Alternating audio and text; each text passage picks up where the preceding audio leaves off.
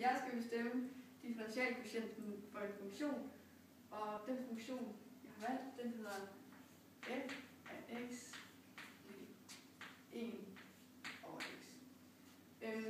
Og det, jeg skal bevise, det er, at den er differentiabel i x0, og at differentialkvotienten er minus 1 over x0 i anden.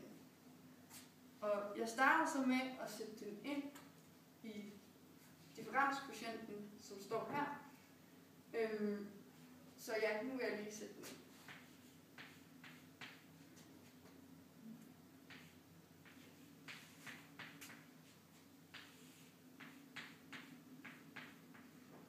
Okay.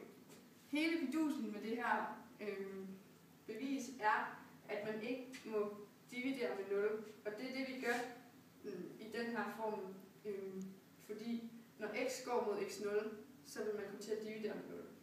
Så derfor så skal vi have omskrevet den, og det starter jeg med at gøre ved at sætte tælleren under fælles bryg.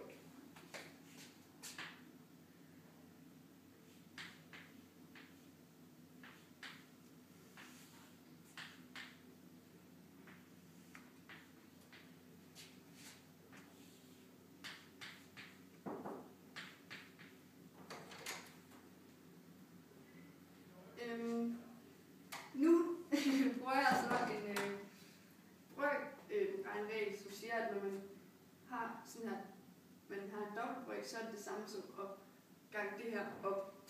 Så det gør jeg også.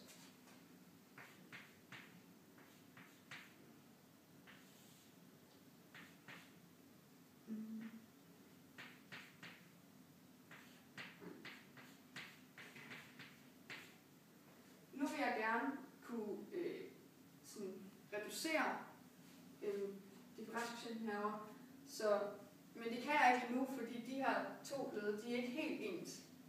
Men hvis jeg sætter minus 1 uden for den her, uden for parentesen heroppe, så kan jeg få de her to led til at gå ud med hinanden.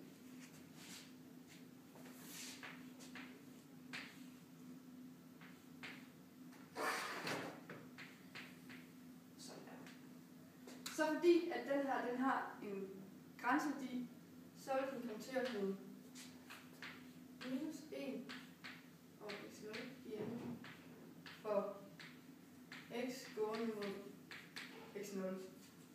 Og det er jo så, altså grænseværdien, det er jo differentialkvotienten, og dermed har jeg altså bevist, at den er differentiabel i alle, den er differentiabel i x0, og at differentialkvotienten hedder et mærke af x i minus 1 over x0 i anden.